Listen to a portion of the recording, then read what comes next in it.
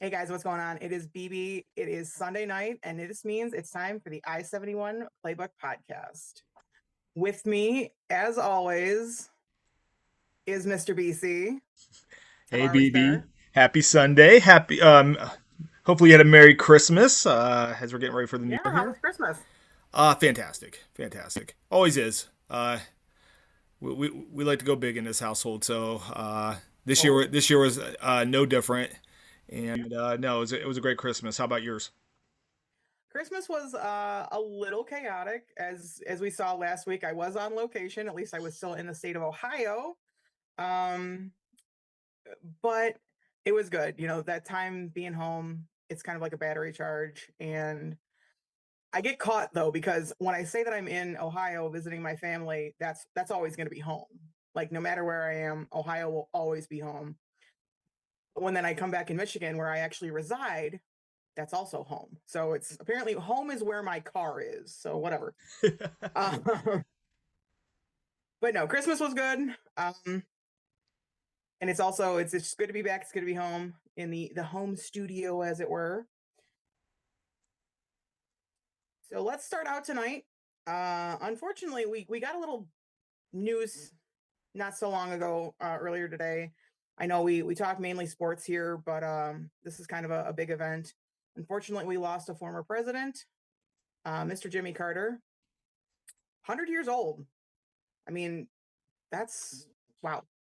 But unfortunately, it was his time. So, from the I-71 Playbook Podcast family to all of those who knew him, we send our condolences to him. Unfortunately, Yeah, if I may, being the history guy that I am, I've got to.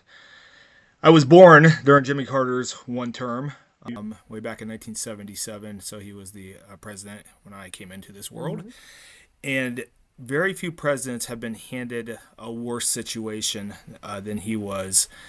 And I think history has looked back upon his tenure as president with kind eyes. With kind eyes. The thing that was most amazing about Jimmy Carter was not his presidency, was not anything he did, whether it was the Malay speech or the Paris Peace Accords, whatever accomplishments he did in office, but he started Habitat for Humanity, Yeah, and and we are talking. I saw an article. Hundreds of thousands of Americans have homes because of the work that Jimmy and Rosalind Carter did. We've lost them both here within the last 2 years, yeah. and you know his mission when he lost the presidency in 1980, his mission never stopped. Little known fact was the night of the inauguration, they're getting ready to inaugurate Ronald Reagan, who had won pretty handily in the 1980 election. That night, Jimmy Carter did not sleep, and it wasn't because he was upset. He was negotiating. A peaceful resolution to the hostage situation in Iran. Um, he did that Wow. the night before the inauguration. A lot of people don't understand the work and the time that he put into that. Um, and Ronald Reagan got a lot of credit for that. But Jimmy Carter, like I said, did not sleep that night because he did his job till the very last minute. And that's just indicative of who he was as a human being. So no matter what your politics are, it's hard to argue that he wasn't one of the best of us. And he will be Yeah, sadly missed in this world. absolutely. However, on a happier note, uh, got a couple birthdays to celebrate. Today, Mr. Miles Garrett, Mr. 100 himself, turns 29. And then I want to say it was last weekend that your man crush, Absolutely. Nicholas Nicholas Jamal Jamal Chubb. Chubb, had a birthday. So, I mean, Miles got one hell of a birthday present, though. He had a great game today. And this was them taking a sack away from him. Early on in the game, he had a sack and they took it away from him because they said that Tyler Hunt. It's a really weird judgment call. One of the few judgment calls with the stats that Tyler Huntley was running from pressure, or he was actually attempting to be a runner. So Miles' tackle behind the line of scrimmage of a quarterback did not count, which is insane.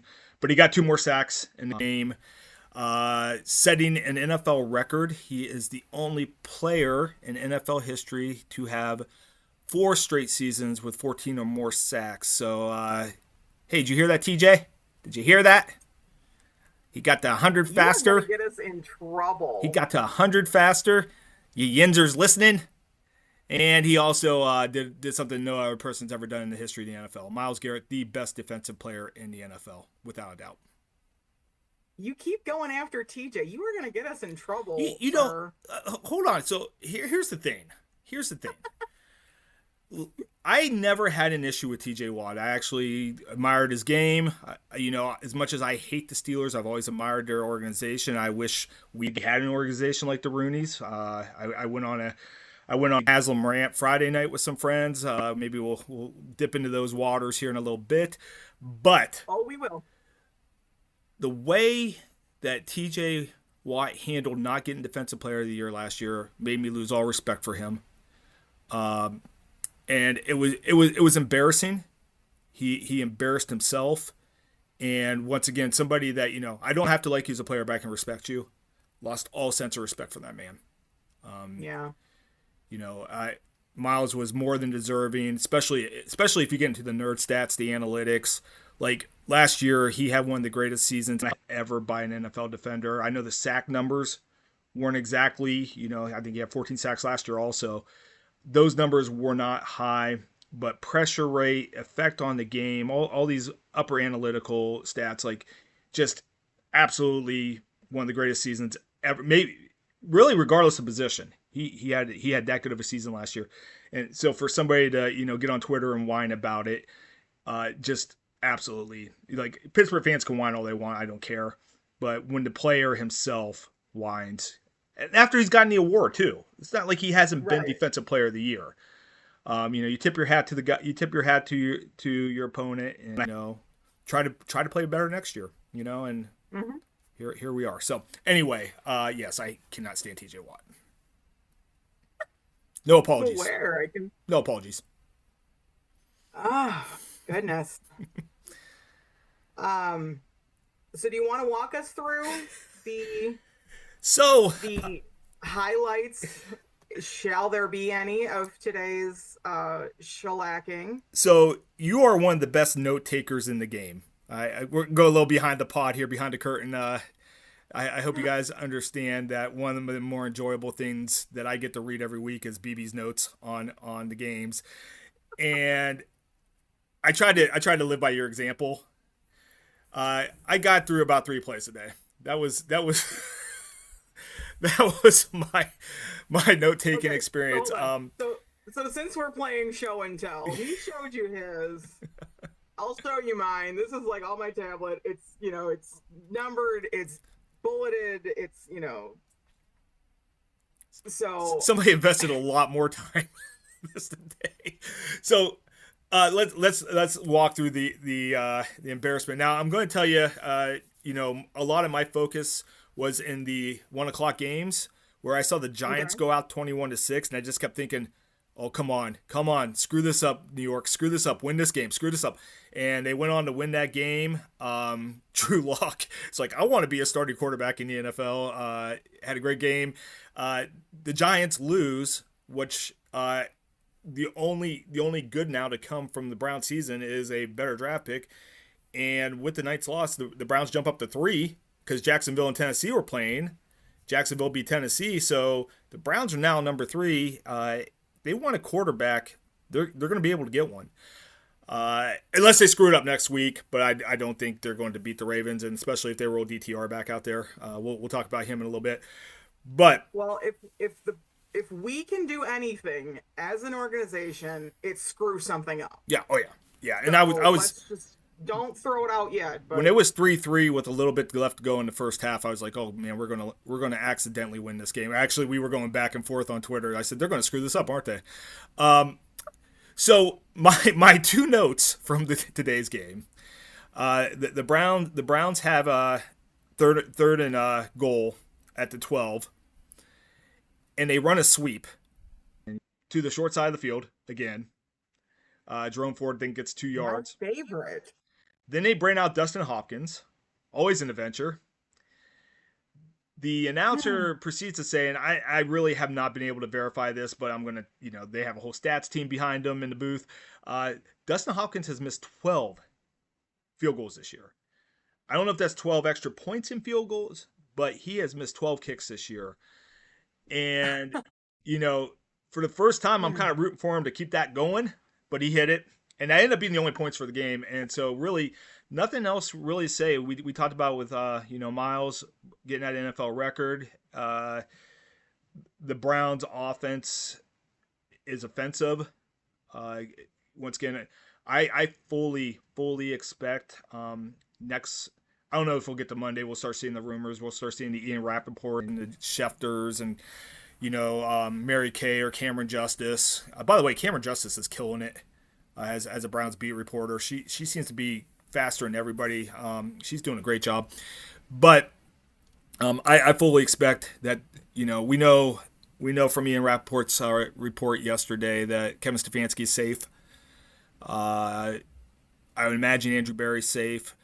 I also have a theory that means that the Deshaun Watson pick was on Jimmy Haslam. I really, truly am starting to, the tea leaves are showing that. All the hints are showing that. But the front office is safe and Kevin Stefanski is safe. I don't think we're going to see Ken Dorsey next year. I don't think, once again, Bubba Vitrone's going to be gone. I think we're going to see an overhaul of the special teams and offensive staffs. And I think that's going to start probably Sunday night. We'll start hearing the rumors, and then by Monday. I mean, they don't call next Monday Black Monday for anything. So we're going to see some changes with the Browns. They did make I know you're going to talk about this too. We'll get to it in a little bit. They did make a move with the Deshaun Watson's contract where they did not re-sign him. They did not extend him. They just restructured him, and I think we'll talk about it in a little while. For those who are not a fan of Deshaun Watson's, why that was probably a good thing, and we can get into that in a little bit too. But that was the day's game. They ended up losing. I believe the final was 20-3. John Smith scored a touchdown late. Jerry Jeudy had a nice game, but it was mostly in garbage time. The Browns don't have a quarterback on the roster that can win. It was 60 minutes of garbage time. Let's be completely honest here. Yeah. From 4:05 on, it was just garbage time. It is painful for the pod to watch. I got a text message today say, "Hey, what are you up to?" And I'm like, I got to watch the Browns game. And the worst part about it, BB, and I didn't mention this before. I just got my Google Memories 2 days ago, a picture from last year when I was in Huntington Bank Stadium watching the Browns beat the Jets to go to the playoffs. And it is just incredible what a year can do. It's just incredible. What a year. In fact, yeah. So what a year can do. So let's dig into that a little bit. I know we touched on this last week a little bit, and the story's developed a little bit more. So Miles got in the press and basically was very vocal saying, I don't have another rebuild in me. I want to know what the game plan is moving forward, if we have a solid foundation to move forward on. So now Miles isn't standing alone on that concept either. So now Joel Bitonio has come out and he has basically echoed those sentiments. Also, Denzel Ward has come out and, what's the plan moving forward? Now, I do know that both Miles and Joel have said that they want to stay in Cleveland. They want to retire as Browns. They were drafted here. They've had great success here. They want to stay here. They want to be here. So first of all, when you have players that are saying, look, I want to be here, let's make it work. Maybe we take that into some consideration here, but it's really understandable why these two are coming out and saying this. And again, you know me and my stats. So we drafted Joel Bitonio in 2014. Second round. I remember the pick. Second round. We went 7-9 that year. It's a good year. Which isn't terrible. It's not, hold on. For Cleveland, let me last 25 years, it's a good year. For Cleveland, hey, we didn't suck so bad. For Miles, though, we brought him in 2017, and every Browns fan knows what happened in 2017. Those were the dark ages. We had Hugh Jackson, excuse me, not Hugh Jackman, because he was not the greatest showman at all. Yeah, you bring Wolverine on this staff. Like, people are talking about Vrabel bringing in some toughness. Let's bring Wolverine in. Let's do it. I'm here for it. But no, 2017 was the year that we went 0-16. Like, nothing. By the way, I was just thinking, something the Detroit Lions and the Cleveland Browns have in common. Yep. The only two teams to go over. Yep. I digress. Hence why, again, like, they've always been, because they've been the Browns of the NFC North. Absolutely. That's why I've been a fan forever. So these guys who have been workhorses on both sides of the ball for us, great guys in the locker room, on the field, and I'm sorry to cut you off, but also, what fantastic ambassadors and representatives for the city of Cleveland. Yes. I mean, top tier, S tier level. Stand up guys, both on and off the field, you know, do things for the community. They have only seen 2 winning seasons in their time with Cleveland. One, was 2020, and the other was 2023.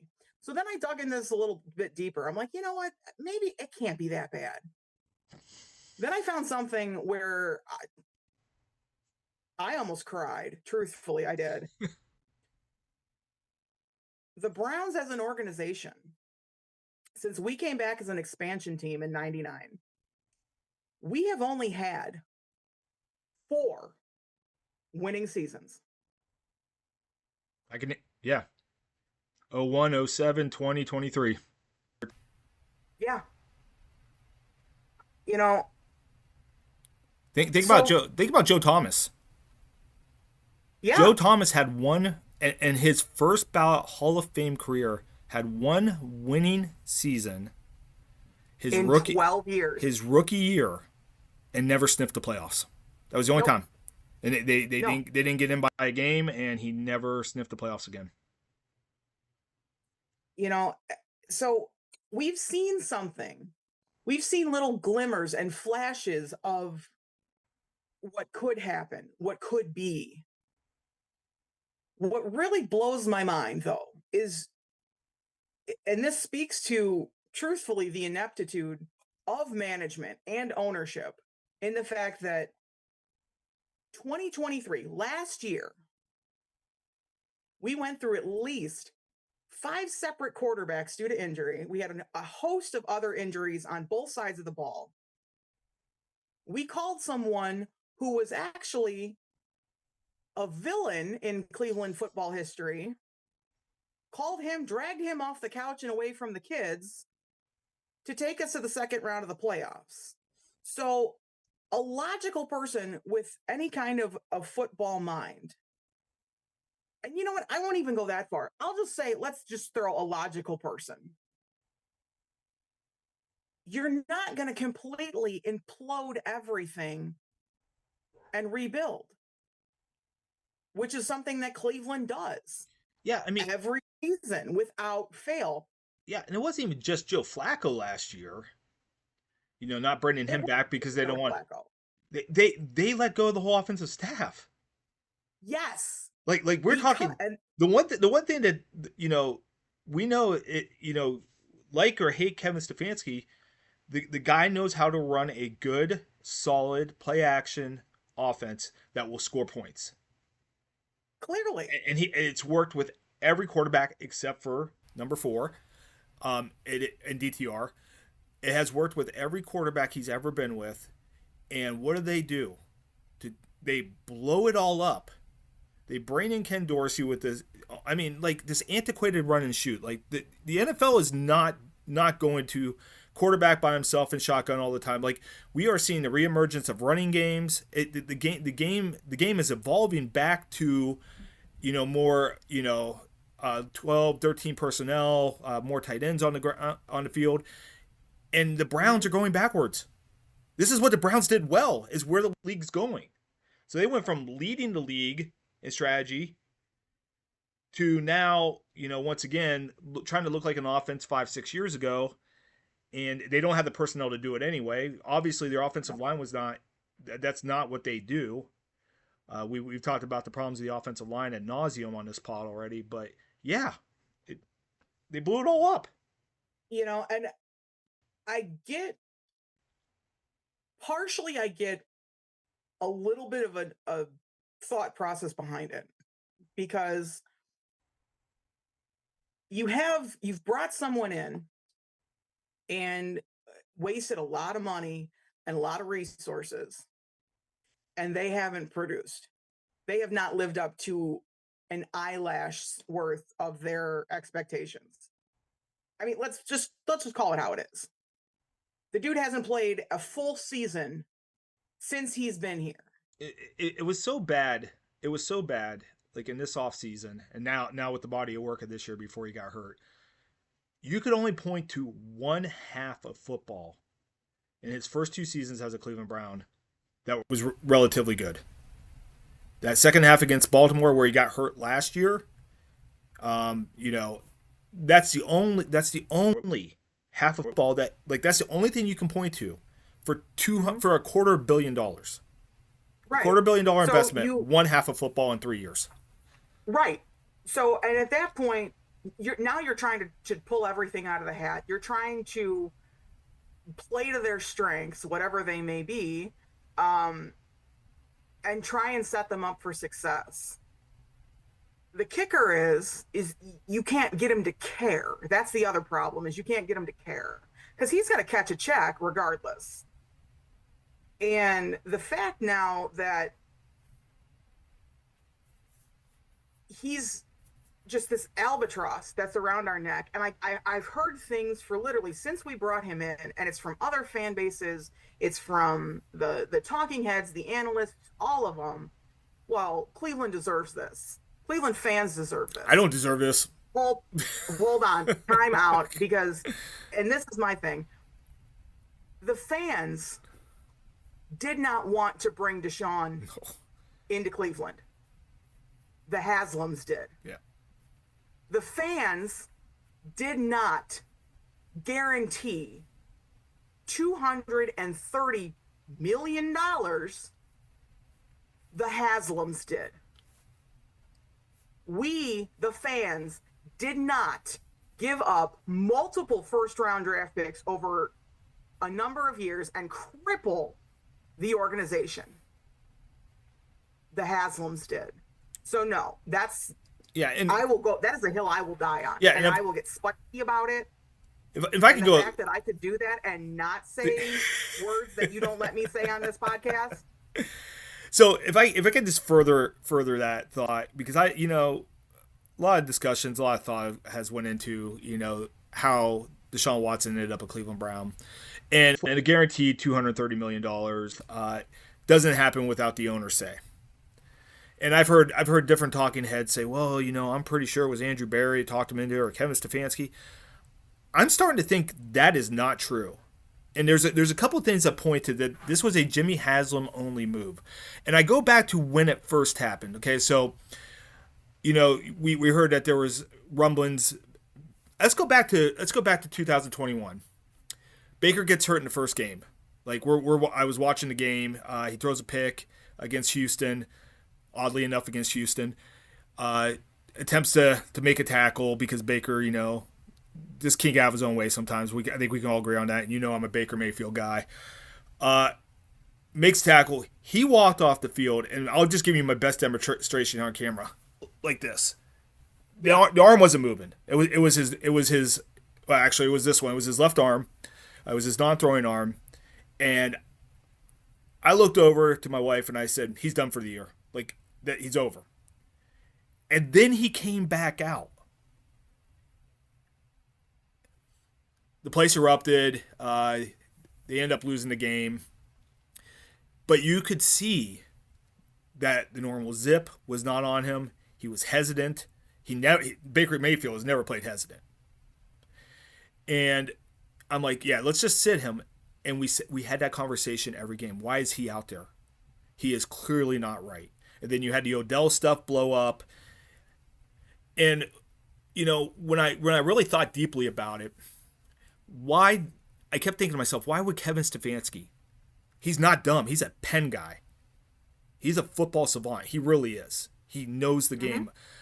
Why would he keep him in there? It's certainly not because Baker's saying, I want to be in there. Because if you do what's best for your players, sometimes you have to be the voice of reason. The only thing I could think, the adult in the room. Yeah, right? The only thing I could think of, which is funny you said adult in the room, because that's the point I'm coming to. Somebody was telling Kevin Stefanski you had to play him. And now you have to remember, Baker was up for a contract extension. Okay, so he was coming in, that was year 4, so they had to see, are we going to pay this guy $30-40 million a year? You and I had those conversations. I said, he's absolutely getting paid at the beginning of that year, and then he got hurt. And so what I am thinking happened was Jimmy said, hey, we got to know if we got to pay him. He's got to play. He's got to play through. As long as he wants to play, let him play. And that sounds real familiar, doesn't it? It really does. And so they played him, and I think, once again, the football people, there's no way the people in football operations thought he was good. Like Joe fan here, Joe season ticket holder could look down and watch this guy. He's not right. So they play him. We get to the end of the year. There's all this talk about there's this, this chasm between him and Stefanski, and Mary Kay said, he wants out, and so forth and so on. But I think this was all precipitated by Jimmy, because at the introductory press conference for Deshaun Watson, Jimmy made a statement. It will be, and Chris Mortensen actually reported on this. I can remember this. He actually said to Morty, it's going to be nice to have an adult in the room. So here's a guy who clearly did not like the last quarterback and was a terrible judge of character. And we're not going to get into the unlawfulness of Pilot Flying J. We'll leave that out of the pod. Well, hold on, because if he is calling him the adult in the room, yeah, y'all, we need an adultier adult, because that was a reported quote from Chris Mortensen, who would not have put it out there, if it didn't happen. So it goes back to that. We know Jimmy had to approve this. I think they said, hey, you know what? We'll see if we can get him. Okay, I mean, if you remember too, Deshaun Watson said Cleveland was out. His camp said they're out, and then 12 hours later he's signing, because the owner had to say, whatever it takes, go get him. And the fact that Andrew Berry and Kevin Stefanski still have job security after this year tells me it had to be on Jimmy. Okay. So I know you mentioned that there's full faith in Kevin, and there's full faith in Andrew. We've heard that before, though, from the organization. We heard it for Baker before all of this circus happened. Oh, Baker's going to get healthy, and he's our guy. We have 100% full faith in him. 5 months later, gone. So I wouldn't be so sure that there won't be the conversation and the rumors. I mean, they're going to fly anyway, regarding, our GM and our head coach. But I do have a question for you, though. So the question I'm going to pose to you: does Berea actually have a plan? Will they actually listen to some of their legacy and some of their anchor players? Or is it just going to be more of the same my set it all on fire, throw it away, my worst fear try about again. this team is we hear in a couple of months that Myles Garrett just got traded for 2 number ones, and that'll indicate a couple things. First of all, that indicate that they didn't have a plan. They didn't have a contingency. They don't have a plan at quarterback. That they feel like they have to blow it up again and get draft picks. I was listening to Jason Lloyd once again. They're a great beat reporter for the Browns, and he is assured that Jimmy Haslam is focused on the 2027 season because that's when season tickets are still going for sale for the Dome. And I think there's probably a lot to that because I think it seems like they have not. By the way, they have not even announced a financing model for this Dome yet. Mm-hmm. And yet they're running out they had the lead architect on Cleveland Browns Daily last week talking about it. Like, it's happening. I got a feeling that Jimmy's going to foot most of the bill, and that's okay because he's going to make 10 times that on this property. But this is happening. Brook Park is happening, and they have to have a competitive, playoff-bound team by the time those tickets go on sale. And by the way, if you guys want to go on YouTube, shout out to the Ultimate Cleveland Sports Show. They did a whole segment about what these tickets are going to cost. Once again, has currently a Brown season ticket holder who is getting rid of his tickets after this season. My seats seem like, if these estimations are going to be 4 to 5 times more than what I'm paying now for equivalent seats. And I'm already paying almost double what I paid for my season tickets in 2018. So now they've doubled, but it looks like I heard him. What's getting behind the curtain, I pay about $700 a seat, so about $1,400 a year for my seats up in the 500s.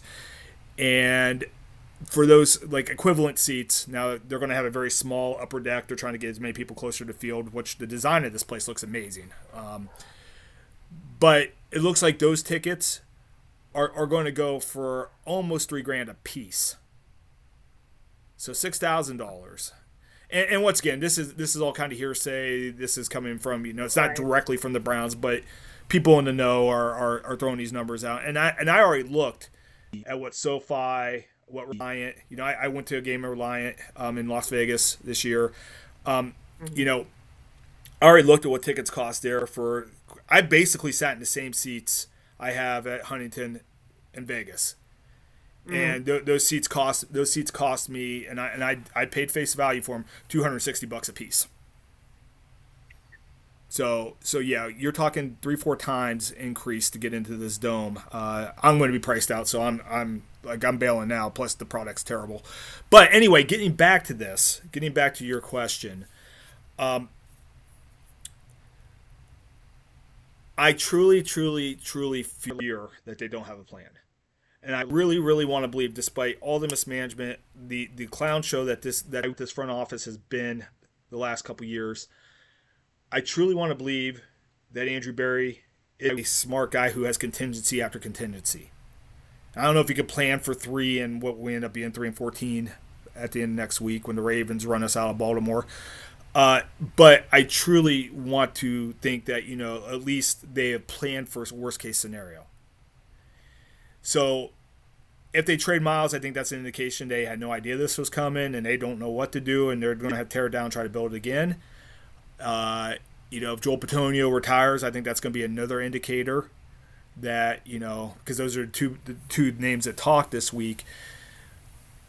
And it'll be really hard to get behind this team next year. It'll just be really hard because you are going to be looking at a non-competitive team again.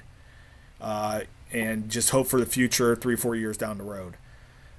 So, the offseason is going to be a crazy one. And, I kind of want to tell everybody out there, look at the nuance of what they're doing.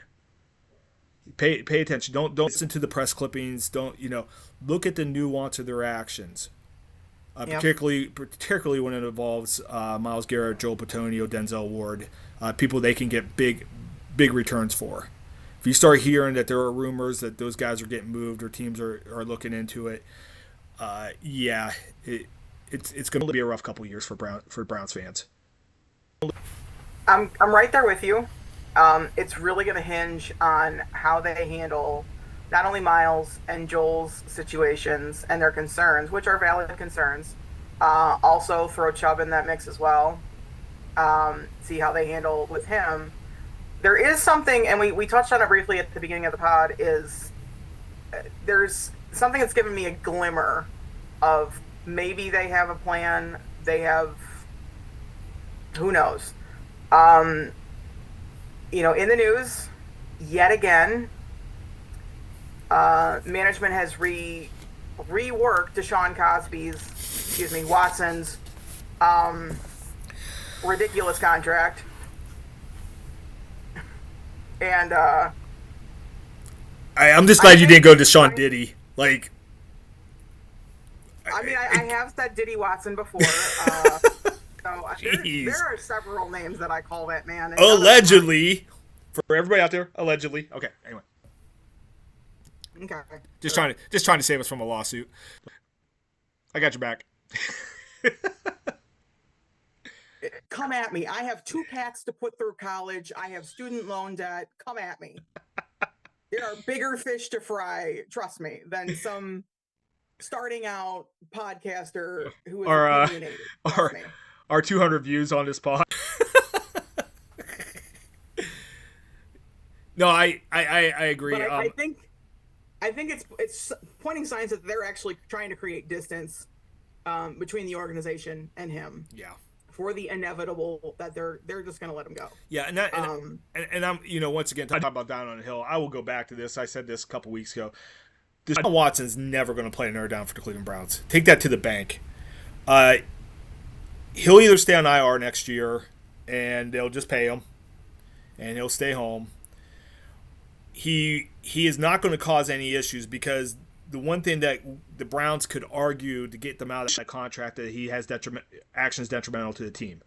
That is a throughway in every NFL contract. I learned that this week. So, he's going to be a good soldier. Whatever they decide to do, whether he goes home, whether even I don't think he'll be on the sidelines either. But Deshaun Watson's days as a Cleveland Brown are done. He is there financially, and that's the only reason. It's because this contract is an albatross. It is god awful. So when you hear people, he's going to have a chance to compete, they have to say that. Once again, they can't come out that, or the union's going to go nuts. Like, they have to. People have to understand. They have to play the political role here, and say the political right things. But Deshaun Watson is once again his time as a Brown, and what we're now hearing rumors of. Once again, just rumors, just speculation. Ooh, we got some. We said this in the first pod that didn't make it, but if we know how bad he was, and we understood how he's not an NFL quarterback again, those guys in the locker room did, and they get it. And absolutely, yeah, there's just no way that they can run him out there and try to keep that team. There's no way.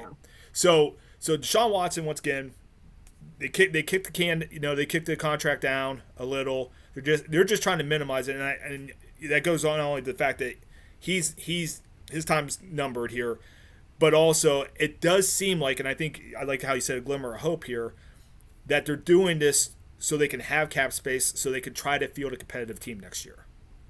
Mm-hmm. We went worst case with them possibly trading Miles. Worst case, looking at Denzel, moving him, Joel Bitonio retiring. Those are worst case scenarios. Mm-hmm. But they're at, and once again, I just talked about nuance. This is a nuanced move to free up some space. If they were going to tear it down to the studs, they could take a hit this year and take a cap hit next year, and play a lot of rookies and play a lot of really cheap contracts to field a team. It doesn't look like what they're doing, and so maybe they do have a plan, and maybe they have something. I certainly hope so. So honestly, there's a perfect model for what the minds in Berea should do. Is your Detroit bias coming back here? It is. Okay, I figured. Just want to warn everybody. But see here. The Lions are a Super Bowl competitor. I'm not poo-pooing that. Well, hold on, because again, as a former student, not of yours, but just in general, I will show my work, sir. I will tell you how I got to this. So again, and I've said this 9,012 times on each pod, is historically the Lions as an organization have been in the same boat as the Browns. I've called them the Browns of the NFC North. That's why I kind of rooted for them. They were always the underdogs. They were always, the butt of the joke of the league. They're right there with us in the 0-16 club. So for years, the Detroit fan base was screaming that William Clay Ford sell the team. This sounds slightly familiar. And he didn't. Unfortunately, he ended up passing away before selling the team. So his wife then inherits the team, and she's running operations for a couple of seasons and was getting up there in age, decided to step away. And in goes her daughter, which is Miss Sheila Ford Hemp. In 2021, she takes helm of the organization.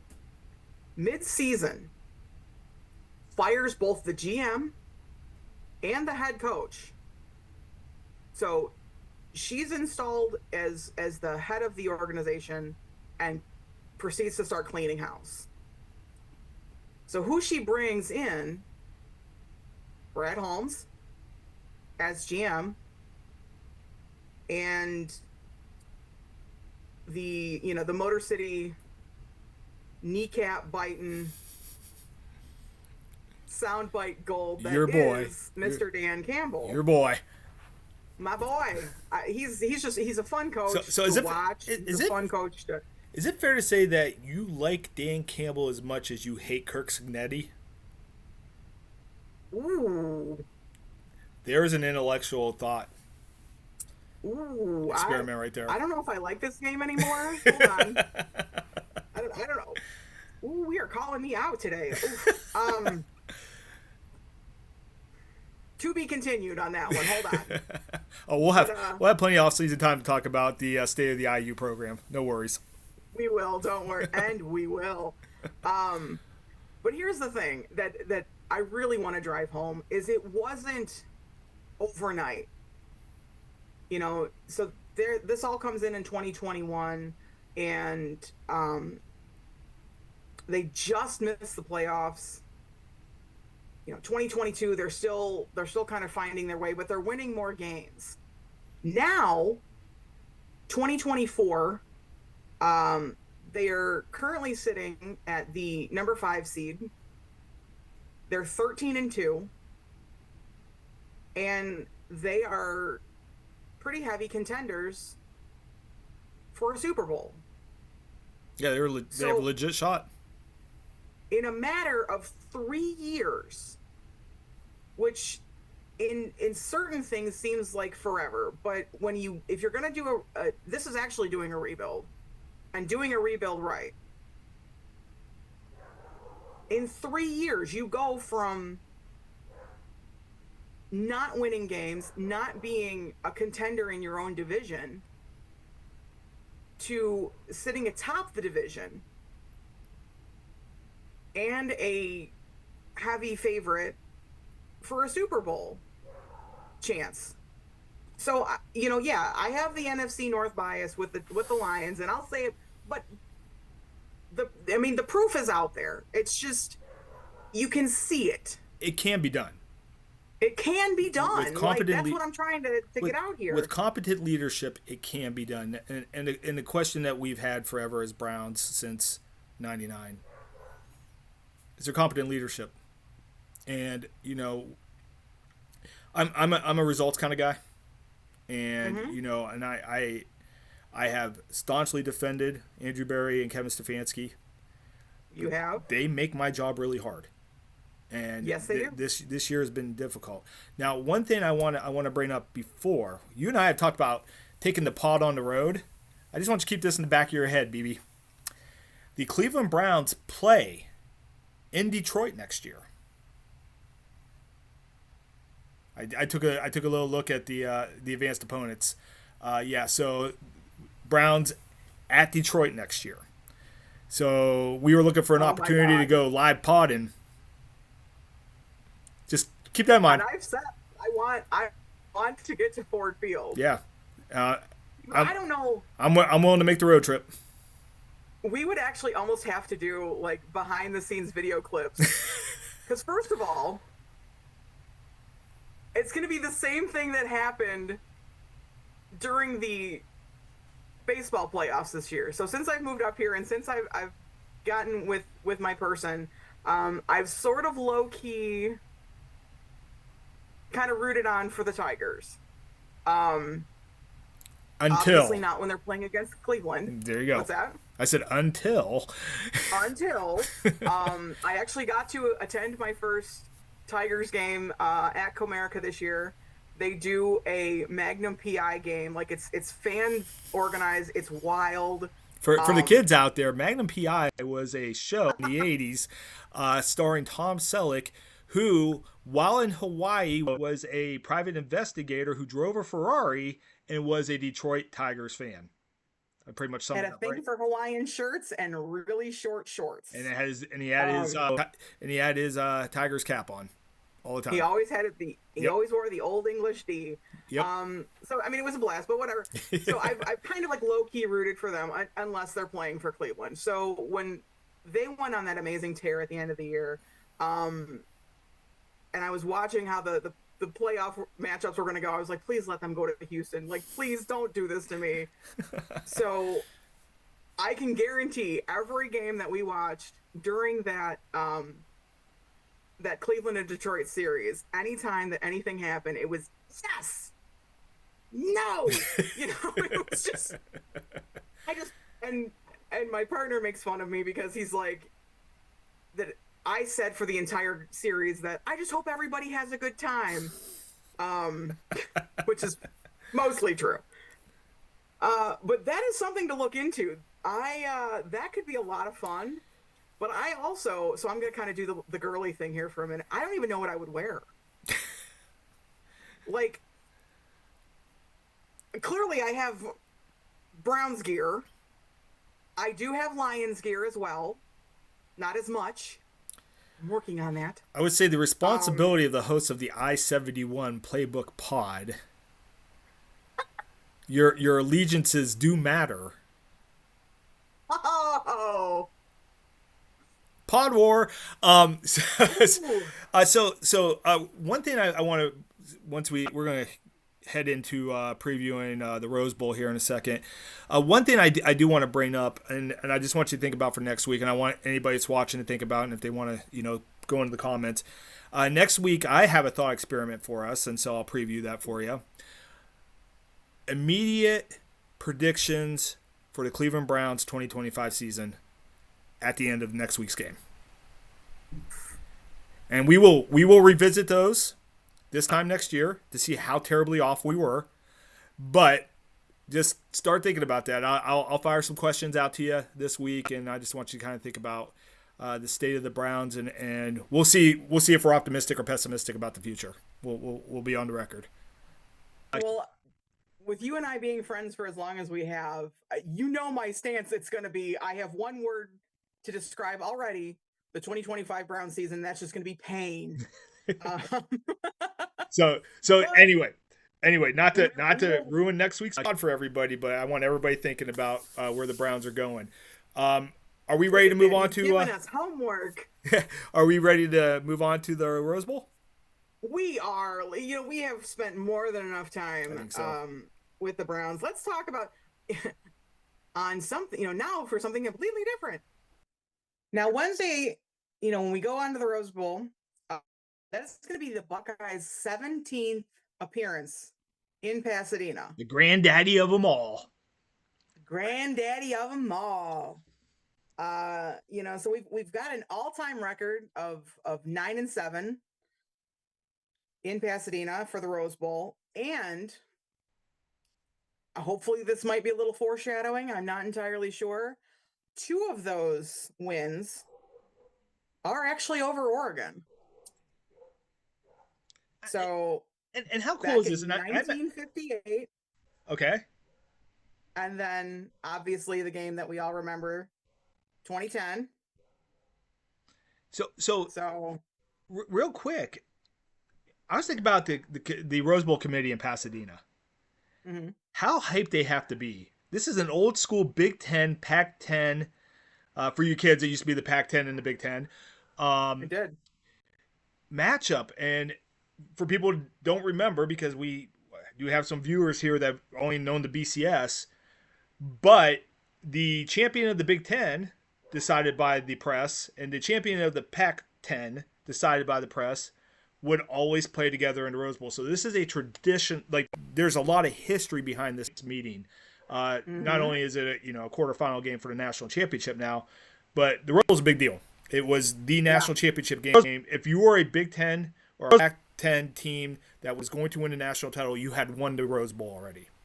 That's how big of a deal this is. So the Rose Bowl committee's got to be loving this because they can lean into the history. Absolutely. I can't imagine what the viewership is going to be. This might be one of the most highly viewed games, probably regular season college football games ever. Really, this is going to be a big one, and I'm still ready for 5:00 on Wednesday. I'm hoping. I kind of want to do a little peel back the curtain, little know thy enemy. Now, obviously, we all know how October 12th happened. But most recently, let's talk about, Oregon in the Big Ten championship game. So, Dylan Gabriel, I mean, this kid, first of all, and like I said, it's got a term of endearment when I call an opposing player a menace. This kid is going to, I think, do really, really well in the NFL. I think he is going to cause problems.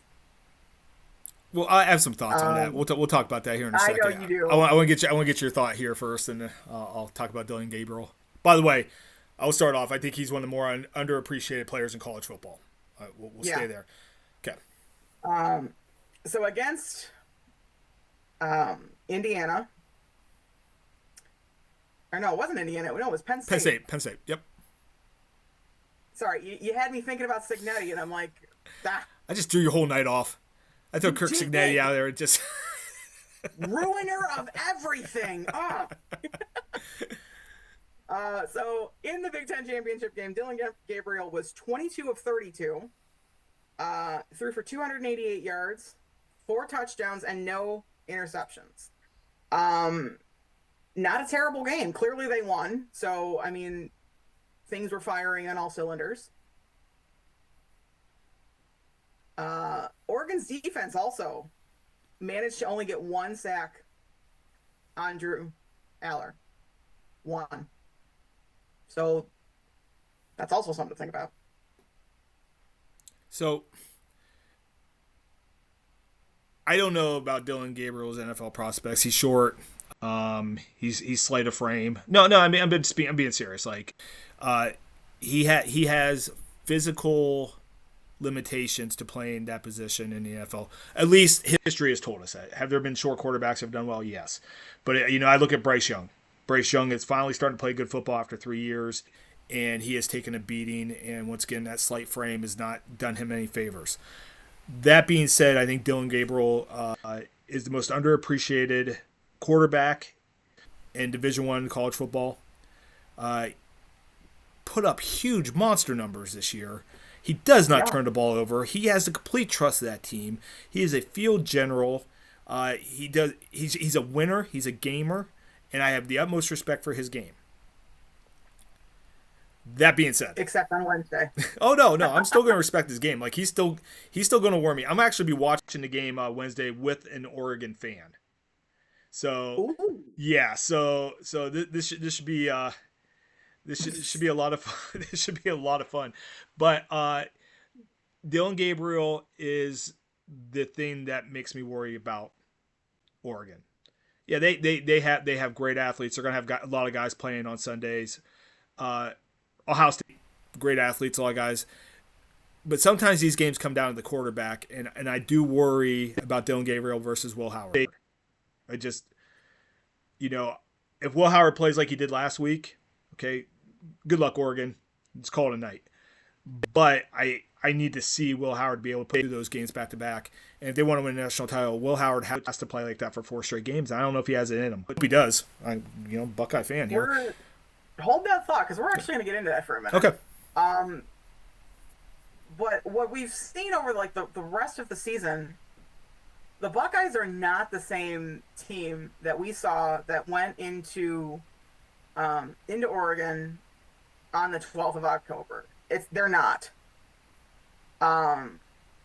We've said it before that they respond to bulletin board material.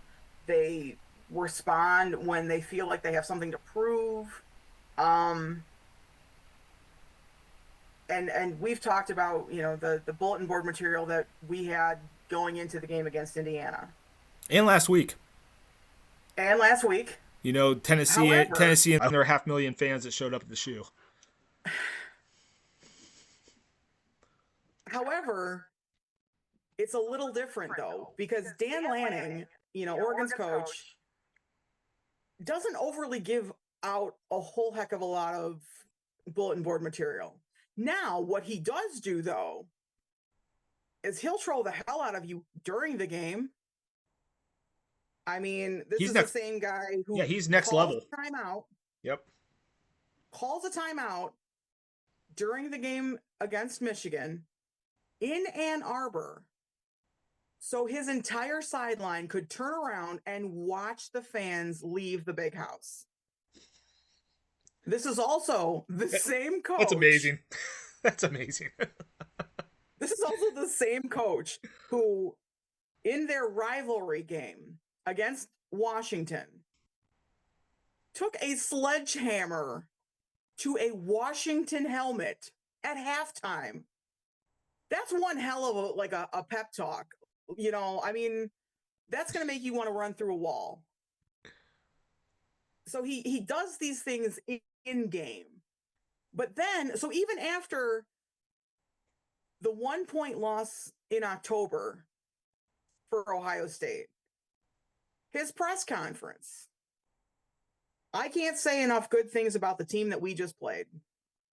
That is an elite football program, and they're really talented. A couple of days ago, I want to say it was 2 days ago is the article I read. He had great things to say about Will Howard. So to that respect, I can give him the respect that he deserves because he can acknowledge his opponents. Now, when you're in the game, he's going to be like the annoying little brother who's just going to kind of poke at you and be like, "Don't tell mom." Well, and let's look at the October 12th game. So you might remember. So Ohio State gets the ball back. They're down a point. They have just under 2 minutes. They start moving. There's the offensive pass interference called against Jeremiah Smith, which to me just inexcusable for an official to make that call with the game on the line. Like, it just allegedly. It was. I'm not saying. By the way, I have no confidence that Fielding was going to go out and hit that field goal, especially after his performance against Michigan. But we're going to talk about that in a second too.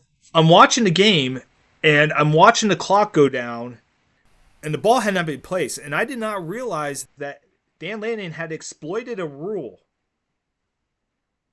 that Ohio State wasn't even aware of. Nope. That has now, the NCAA came out and said you can't do it anymore. Right. But he exploited a rule that took off 14 seconds.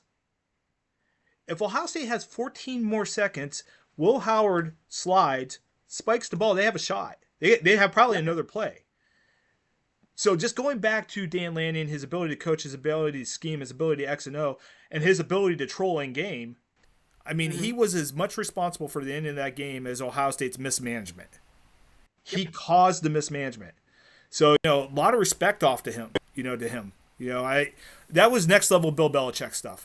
I mean, we know in the last 20 years how many times Bill Belichick has found a rule, exploited it, some just ridiculous little asterisks in the rule book, and he's able to exploit it for a win. That's what Dan Lanning did. Absolutely. And so nothing but the respect for Dan Lanning. He must have listened to our pod, because we were talking last week about, hey, teams that talk a lot, Ohio State shows up for. There has not been a lot of talk out of Oregon. At least their players. I mean, fans. Not of Oregon themselves. Their fans. That's a different thing. But the team. No. The team has been nothing but respectful. They're just going about workmanlike business. And those are teams that fare well against Ohio State. Mm-hmm. Those are the teams. Not the ones that talk, but the ones that just back it up on the field. They are a well-coached team, and I know we're going to do predictions at the end of this, so what we think is going to happen. It's going to be a last-second thing for me, because I'm still not sure. So I've got a little bit of a segment.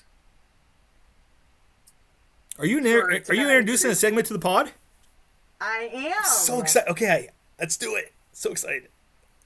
We are going to do a little bit of a controversial conspiracy corner. we love our little tinfoil hats here on the I-71 Playbook podcast here. You're going to demonstrate why the federal government wants to ban TikTok. I know you are. Bold of you to assume that this is going to be the reason. That's all I'm going to say. For all intents and all intents and purposes, that's a joke. Yeah. So I do have I saw a couple of things online, also on TikTok, that kind of made me think, and I had some conversations, and it sparked some, not necessarily this is what happened or this should happen, but it kind of makes you think. So it's kind of a two-part little thing here. And I know Ryan Day, and I want to say it was last season, caught a lot of hell for proposing moving the date of the game. Moving it into the season. Yeah. So it's not the last game of the year. And when that soundbite hit, you and I have had conversations about this, and they were spirited, let's just say. We'll call it that way, passionate. A little bit. And then recently, in my own living room, having that same conversation. And now I'm kind of seeing there might be some merit to it, truthfully. Because it's no longer, unfortunately, the game, because of the CFP, the game does not necessarily have the deciding factors of who's going to go on postseason. Right. I mean, case in point, this year. So what happens, though, if we move it into the middle of the season? You've got potentially both teams at full strength. It could make for better TV, better games, more competitive games. I don't know. I mean, but again, you have the history, and you have the legacy of the game, that it's the last Saturday in November and high noon and all of this. But I get, but I, like you, I totally got what Ryan Day was saying last year. You have that game at the end of the year, okay? You exhaust everything for that game. Both sides. Mm-hmm. Both sides. Yep. I mean, that is the game. And then the very next week is a Big Ten championship game, which normally one of those two teams are going to be in it.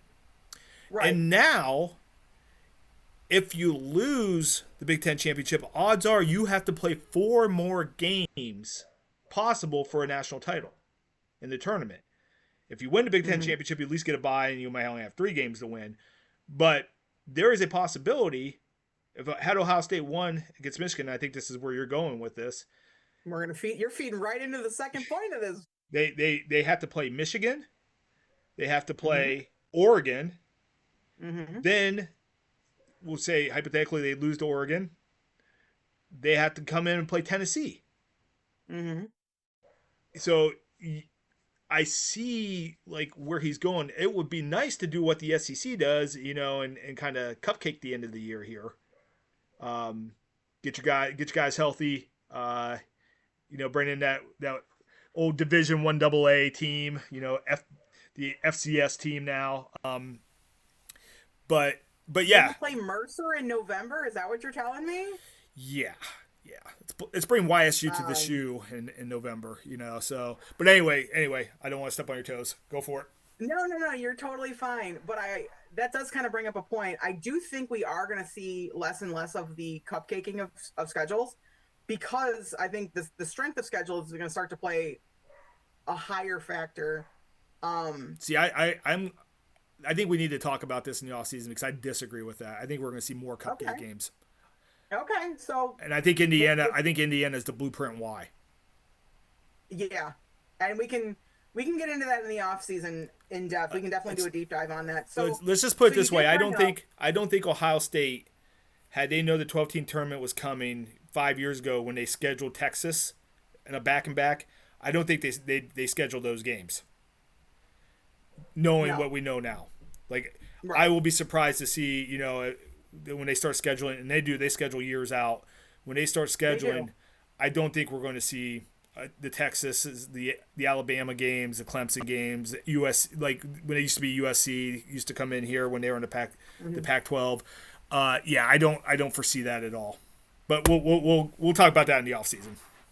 That's definitely a deep dive. So you did bring up the fact that with the way that the playoffs are situated now, um, it's going to take at least 4 wins to take home a national championship. So now here's where the little conspiracy corner, and this is going to be really controversial, came across a TikTok, and it's from an Ohio State fan,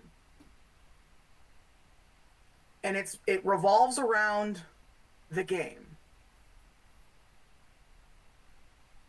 What if, as an organization, as a coaching staff, what if Ohio State made a business decision? That is the term of the season, the business decision. Hope you're listening, Jed Wills at home. Okay. Just saying, Jed, business decisions have consequences, my guy. Anyway, moving on. So yeah, so yes, you would have to play the game. You'd have to turn around, play in the Big Ten championship. If you get the first round bye, that's great. If you don't, then you got to go right into another game.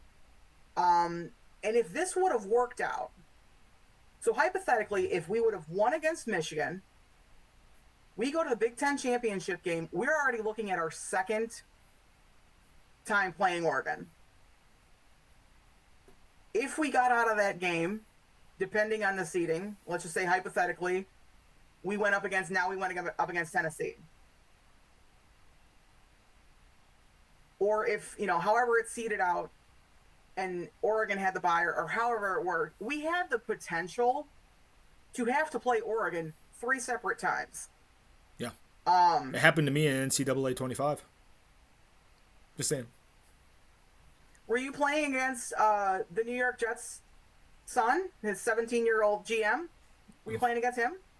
I was playing as Something else we got to talk about. That's a whole different I pod. was But playing as the Ohio State Buckeyes, and I swept Oregon 3 times in that season. I beat them up in Oregon. I beat them in the Big Ten championship, and then I beat them again in the playoffs for the national title. I mean, let's just speak it into existence. I'm here for it. You know, so with the NCAA essentially turning into the NFL, where your win-loss record doesn't necessarily matter. It's not necessarily the best teams that are getting in. You're going strictly on record at this point. The bowl games now are really, really losing their relevancy. It's with the exception of the original bowl games that were now designated as CFP feeder games. Right. Um, and we've seen it for years. That's a Is nerd you get these discussion kids, too. it is. Should quarterfinal games be home field advantage? That is that is a deep dive Yeah. conversation, actually. Off season Um, pod. Woohoo! But I mean, but we've also seen it for years where you've got these kids who are sitting out of bowl games, or in certain situations quitting at halftime. Hey, Cam Ward, what's up, buddy? Oh, Um, that's a whole nother discussion. Talk about business yeah, decision. it is, and that's another tangent. So what I'm saying is, did Ohio State possibly make a decision to kind of back it off? Now, again, I know there are going to be people in the comments that are going to come for me with pitchforks and torches. On hold on, just don't light anything on fire yet, please, because I'm gonna explain. I want to take a look at a couple of things. Just again, me and my receipts. It's like CBS over here. I just The gameplay. I understand it is a high stakes game. Everyone's going to put everything on the line, and that's how these two programs have come at this game. We weren't playing our game at all. Our game is heavy on running, heavy on passing. When you have NFL ready quarterbacks, or not quarterbacks, excuse me, wide receivers, some of them only being 18 or 19 years old, you're not utilizing them. You need to ask yourself why. yeah, Ohio State's strengths are on the edges. Like it's not up the middle. It's not. They're not a team that is going to pound a good team. Up the middle, running between the tackles. That's not their game. They have elite athletes. You get them in space. You give them the ball. You let them do the work. They did not do that against Michigan. They absolutely did that against Tennessee. They did that in the first game against Oregon. They did. But see, here's my other thing, though. And being a football fan for a significant amount of years, no matter where you are in the state of Ohio, up the middle does not work. Just throwing it out there. It just doesn't. So you've got that. You've also, and I know Jaden Fielding has been kind of spotty all year. All season long, he was 7-9. He's not Dustin Hopkins terrible. He's not, Justin Tucker in his prime either. It was, kid has a bad day. Going into the game, again, like I said, 7-9. During the game was 1 for 3. And the two that he missed, one was 38 yards and one was 34 yards. So these are basically like chip shots. No and excuse. No excuse for a Division I kicker to miss that, let alone an NFL kicker, Dustin Hopkins. Right. And I know, like, there's all sorts of factors and there's variables, and you're going to be like, BB, it's not that simple. And you're right, it's not. However, the longest field goal that he made during season was 46 yards. So tell me, why are you struggling at 34 and 38? Well, back to back. It goes back to a bigger discussion too, why these big programs have trouble drafting or have trouble getting kickers. Like, use one scholarship, go recruit.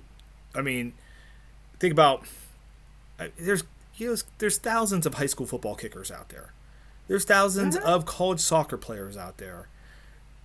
You can find somebody to kick and train to kick. Like Right. I'll never understand the struggle, And so anyway. So I'm just saying again, and this is all.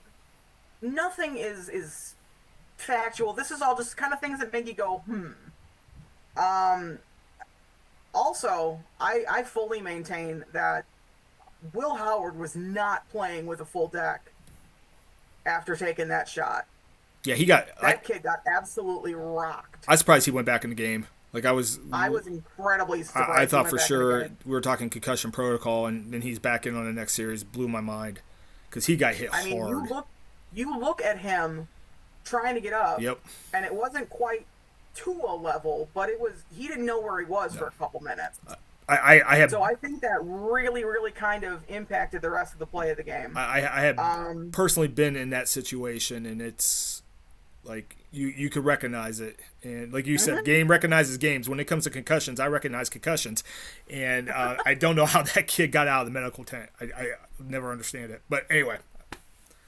So again, that's just all kind of things to make you think. So um, to kind of wrap this all up, keys to our revenge game. So you're not gonna hold Oregon down like you did Tennessee. That's No. not or Michigan. I mean, when you look at the Ohio State defense, it is the number one ranked defense in the country for a reason. It is a stout defense. You're not once again you're not going to keep Oregon off the scoreboard. They're going to score points. So if they go up 7-0, 10-0, folks, it's okay. The game's not over because Oregon is not going to be able to keep Ohio State off the board. So Right. so if I was a betting man, I'd pound the over on this game. I think this is going to be a shootout. I think once again I think Ohio State defensively is better than Oregon defensively. And Ohio State, if they can, the one thing the Browns did well today. So they were playing Tyreek Hill. Tyreek Hill gets a ball in space, he can break it. They call him Cheetah for a reason. Oregon has two guys that are Tyreek Hills. Okay, so when you look at the outside, those guys can run if they get the ball in space. So Mhm. once again, if you see Dylan Gabriel dinking and dunking, it's going to be a good day for Ohio State. If Yep. you see those guys getting behind the Ohio State secondary, it might be a long night. So, Yep. so just going into this game, it's a toss up. These are the two best teams in college football, and it's a shame they're playing. Absolutely. It's a shame they're playing in the quarterfinal, and it's a shame one of them has to go home. It would not surprise me the winner of this game wins the national title. Would not surprise me at all. But Ohio State just has to try to contain Oregon. They're not going to shut them down. Just try to contain their No. offense and give their offense a chance to outscore them. This is not going to be a slug fight. This is going to be an up and down the field, whatever team makes the least amount of mistakes type of game. Whoever turns the ball over most probably loses this game because it just means it's more possessions for the other team. So that is my personal thoughts on what we're going to see Wednesday. What about you, BB? Um. Yeah, I'm right there with you. I think we need to. We need to play mean. We got to play with that chip on our shoulder, but we got to play smart. Um. If we have the team that shows up Wednesday evening that showed up for the Indiana game and for the Tennessee game, I think we may be in a good position. But you're absolutely right. It's going to be a dogfight. Um, Watching the unhingedness that was the Pop-Tart Bowl yesterday, that first half of the game, that's a whole different. By the way, Okay. the marketing team for Pop-Tarts, they knew their assignment and they did it well. That's yeah. We can talk about that again at another time. However, the game itself, the first half of that game, was literally a back and forth. Miami goes down the field, puts it on the board. Iowa State goes down the field, puts it right back on the board. So it was neck and neck the entire game, and it was great football to watch. So I don't think it's going to be quite the dogfight. Maybe that was. I think that if we show up with that chip on our shoulder, we play mean, we play like we have something to prove, because we do. I mean, I know the media is really starting to hype Ohio State hard for this game, especially after coming off that performance from Tennessee. I mean, Ohio State is a 2.5-point favorite. Like they are the favorites on a neutral field. Right. So. Right. So they typically do better when they're, the underdog in the situation, just come out I think it's going to have to be foot on the gas. It's got to be, again, this game has got to be all gas, no brakes. Like, do not take you can't take a quarter off and,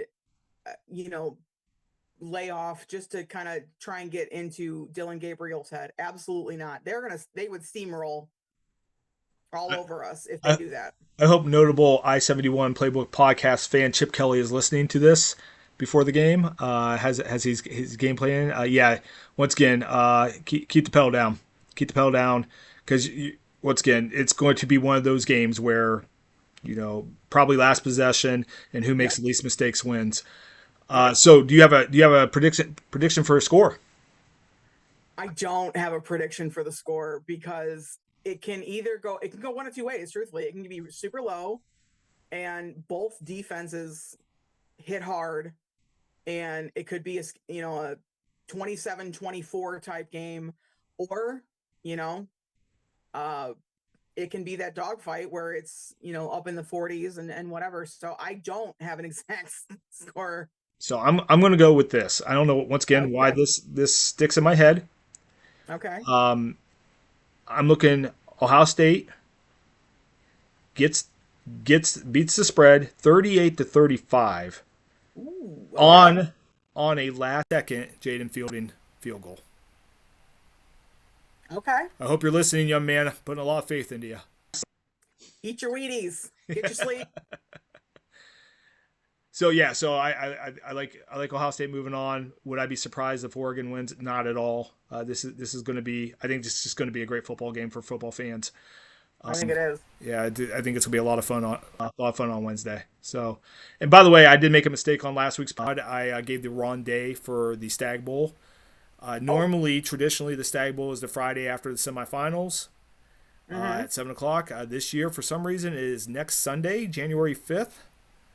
So, and I believe it's a 1 o'clock start. So, just throwing it out there. If you want to watch Mount Union and North Central play for the D3 national title, they got a 2-week break for some reason.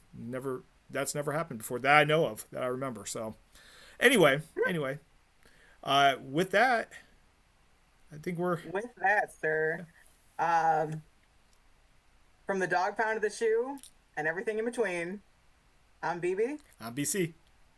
and this has been the I-71 Playbook Podcast. See you next Sunday, Like and subscribe. please.